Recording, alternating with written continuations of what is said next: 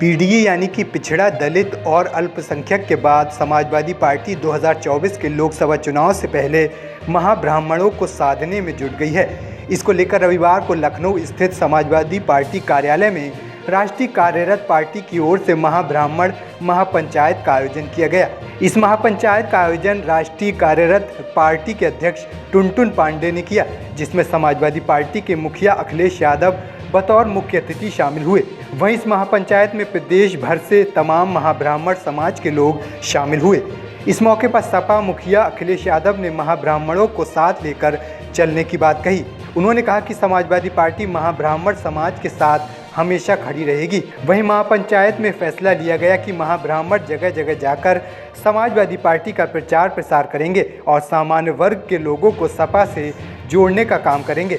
महाब्राह्मण समाज के लोगों ने बताया कि 10% ब्राह्मण मतदाताओं में 5% की हिस्सेदारी महाब्राह्मण की है। उन्होंने आगे बताया कि हमारी गिनती ब्राह्मणों के साथ की जाती है, लेकिन राजनीतिक अधिकार नहीं दिया जाता है। उन्होंने बताया कि महाब्राह्मण ने बसपा के बाद बीजेपी का भी समर्थन किया, लेकिन किसी ने उनका सम्मान नहीं किया। इसलिए सपा मुखिया अखिलेश यादव के साथ मिलकर अपनी राजनीतिक भागीदारी बढ़ाएंगे और समाजवादी पार्टी का प्रचार प्रसार करेंगे। इसके अलावा उन्होंने कहा कि महाब्राह्मण कर्मकांडी होते हैं, ऐसे में कोई दल उनके साथ खड़ा नहीं होता। वहीं महाब्राह्मण को गलत ब्राह्मण बताया जाता है, इसलिए अब महाब्राह्मण ब्राह्मण से अलग होकर समाजवादी पार्टी के साथ अपने हक की लड़ाई लड़ेंगे। अखिलेश यादव ने कहा कि हम आपके साथ हैं, आप हमारे साथ रहिए। हमारी स्वयं खुद ही राष्ट्रीय कार्यरत पार्टी है, उनके साथ हमारा गठजोड़ होने वाला है या हो रहा है। तो उसमें हम लोग उनके साथ कंधे के साथ कंधे मिलाकर चलेंगे और वोट आने वाले चुनाव में, सारे चुनाव में हम लोग विजयी होंगे। महाब्राह्मण और ब्राह्मण में देखिए, हम लोगों के लिए ये है कि स्पेशली जो मनुष्य का 16 संस्कार है, उसमें 16वां संस्कार अंतिम हमको रखा गया है, मृत्यु में कर्मकांड कराने का। और हम कर्मकांड कराते हैं, लोगों को शुद्ध करते हैं। ये पंडित दूसरे वाले जो कान के सरजू पानी अपने को अच्छा बताते हैं, ये हम लोगों को खराब बता कर समाज से अलग कर दिए हैं।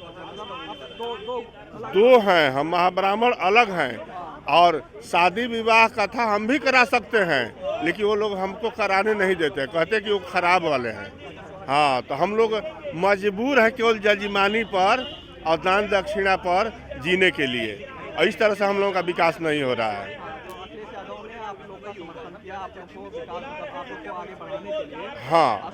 हाँ, उन्होंने कहा है कि हर स्तर पर हम आपके साथ खड़े हैं, कोई भी सहयोग हो, कोई भी समस्या हो, आपके साथ हैं और आप और आपकी पार्टी हमारा सहयोग करे, हर जगह सहयोग करे, हम आपके साथ हैं।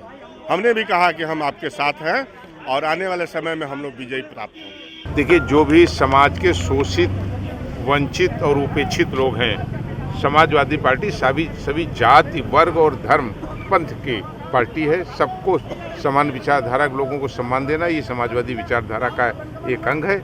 जो भी आएगा पार्टी के अंदर सबको सम्मान और सब उपेक्षित, खासकर उपेक्षित लोगों की लड़ाई समाजवादी पार्टी लड़ती है और उनकी भी लड़ेगी। हम लोगों ने महाब्राह्मण महापंचायत रखा था और हम लोगों के बीच में माननीय पूर्व मुख्यमंत्री अखिलेश यादव जी आए थे।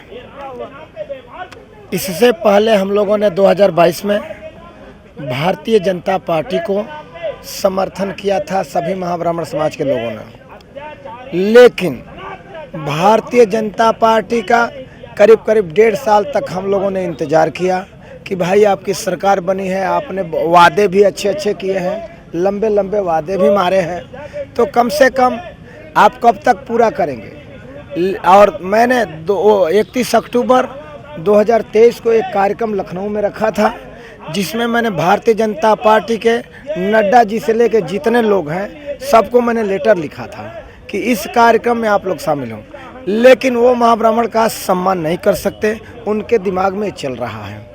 जब हम लोगों ने देखा कि महाब्राह्मण का कहीं सम्मान नहीं होगा, हम 18 अक्टूबर को माननीय अखिलेश यादव जी से मिले और इन्होंने कहा कि महाब्राह्मण महापंचायत में हम निश्चित आएंगे। इन्होंने 2 बार कहा हम महाब्राह्मण महापंचायत में आएंगे अध्यक्ष जी, हम महाब्राह्मण महापंचायत में आएंगे अध्यक्ष जी। जब इन्होंने कहा मुझे विश्वास हो गया। और आज उसी विषय पर देखिए, महाब्राह्मण समाज वो समाज है जो दूसरों के दुख को दूर करता है, और जो दशकात्र का व्यवस्था बनी है जो हमारे सनातन धर्मों में, उसको कराता है और छुआछूत से मुक्त करा देता है, वो महाब्राह्मण समाज है। उस महाब्राह्मण समाज के साथ अगर अन्याय होता है, न वो राज्यसभा में है, न विधानसभा में है, न लोकसभा में है, न राज्यसभा में है, ये बताइए कहाँ का न्याय है। इसी को लेकर के हम लोगों ने माननीय अखिलेश जी को मुख्य अतिथि बनाया था, और माननीय जी ने हमको हम पूरे महाब्राह्मण समाज को ढेर सारा शुभकामना भी दिया, और कहा जहां मेरी ज़रूरत पड़ेगी हम महाब्राह्मण समाज के लिए तैयार रहें। हम उनके लिए कंधे से कंधे मिला के चलेंगे। और किन मुद्दों पर चर्चा हुई? जी को लेकर कुछ बात हुई है क्या? जी हम लोगों ने हम कह रहे हैं ना कि अभी कार्यकर्ता, हम लोगों के कुछ कार्यकर्ता लोग मीटिंग रखे थे, पंचायत किए थे। अभी हम लोगों ने फिर दूसरी डेट मिलने जा रही है। बागी बलिया की धरती पे माननीय जी ने कहा है कि हम समय मिलता है हम बताते हैं, वहाँ जाएंगे और पूरे देश के महाब्राह्मण समाज के लोग वहाँ उपस्थित होंगे। और समान दूसरी बात है कि दुखद की बात है आज की कि माननीय हम लोग के जिला के जो बलिया जिला के जो सपा के जिला अध्यक्ष हैं, दुखद समाचार उनकी दुर्घटना हुई है, इसलिए माननीय जी भी पीड़ित हैं और हम लोग भी बलिया के हैं तो हम लोग भी पीड़ित हैं, इसलिए बहुत चर्चाएं न। राष्ट्रीय अध्यक्ष जी, क्या पंडित 2 धड़े में डिवाइड हो जाएंगे, ब्राह्मण और महाब्राह्मण में? हम अपनी मुद्दा लेकर चल रहे हैं। देखिए, हम आपसे स्पष्ट करते हैं, ब्राह्मण ने पा लिया है और महाब्राह्मण को पाना है, तो जिसको पाना है वो तो लड़ाई लड़ेगा। तो महाब्राह्मण अब तक राजनीति से वंचित रहा है, तो चाहे वो कन्हैया से मिल ले और चाहे वो महादेव से मिल ले, लेकिन मिलेगा और अपना हक लेगा। 2 धड़े की बात मैंने की थी, आपने घुमा दिया जवाब। देखिए, 2 धड़े की तो इसी तरह आपको स्पष्ट समझ लेना चाहिए कि जब महाब्राह्मण का नाम आ गया तो महाब्राह्मण अलग होगा। अलग हो गया? जी बिल्कुल हो गया है, उसमें कहीं दो राय नहीं।